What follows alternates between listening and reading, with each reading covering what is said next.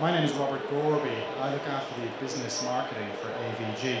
So what I want to cover off over the next 20 minutes or half an hour or so is really give you an understanding as to why your business is a target for cyber criminals. A lot of people think small businesses, we're not going to be a target. Startup businesses, nobody's interested in me. But I want to show you that actually, in fact, small businesses are a target. Also explain how threats can get into a business network, so you can really understand what the threats are out there to your business. And then finally, what it is you can actually do about it to make sure that you stay safe. 1 in 4 businesses, would you believe, have already been a victim. They've already had a data breach, and they've already had a virus that's actually costing a lot of money. And there's big money to be made out of small businesses. And again, you may find that difficult to believe, but there's a lot of sites out there that are selling business data. And they're selling lists of skimmed data, they're selling lists of stolen information. And that is very lucrative for cyber criminals. It's easy to do.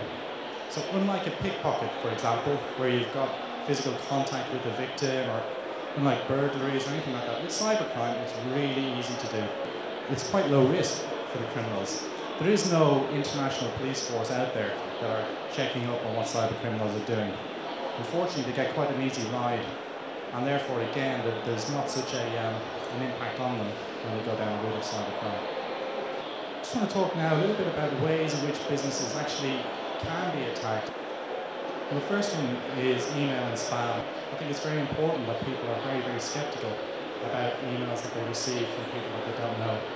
There's no harm opening an email as long as you don't click on the actual links or the attachments within them. Again, personal technology.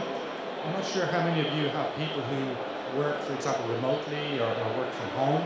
Perhaps you do it yourselves and bring devices into work. But again, it's worth considering that this is another route into your business networks for viruses, for malware. Smartphones. Now, smartphones, a bit like Macs, if any of you use Macs, you'll probably be aware that Macs don't have such a high risk of attack.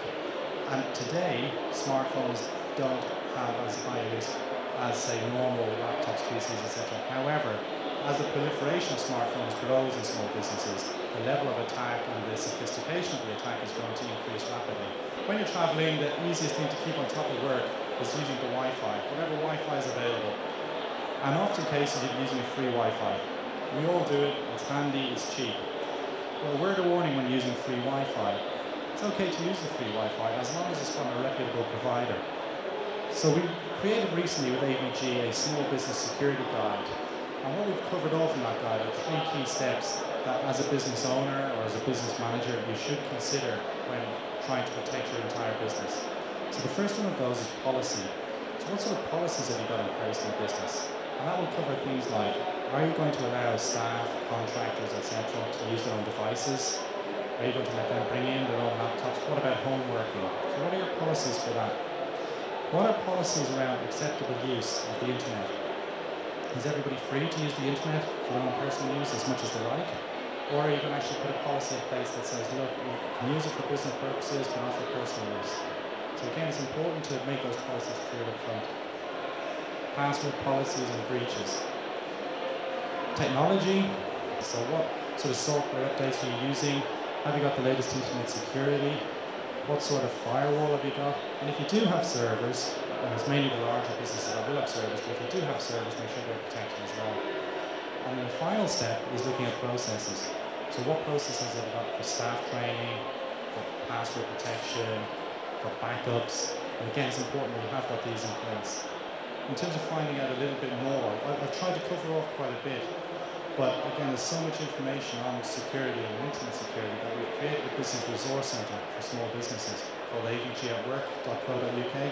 Effectively, we've put a lot of information there in terms of guides, videos, tutorials. And it'll just keep you up to speed on what the different threats are out there and help to keep your business safe.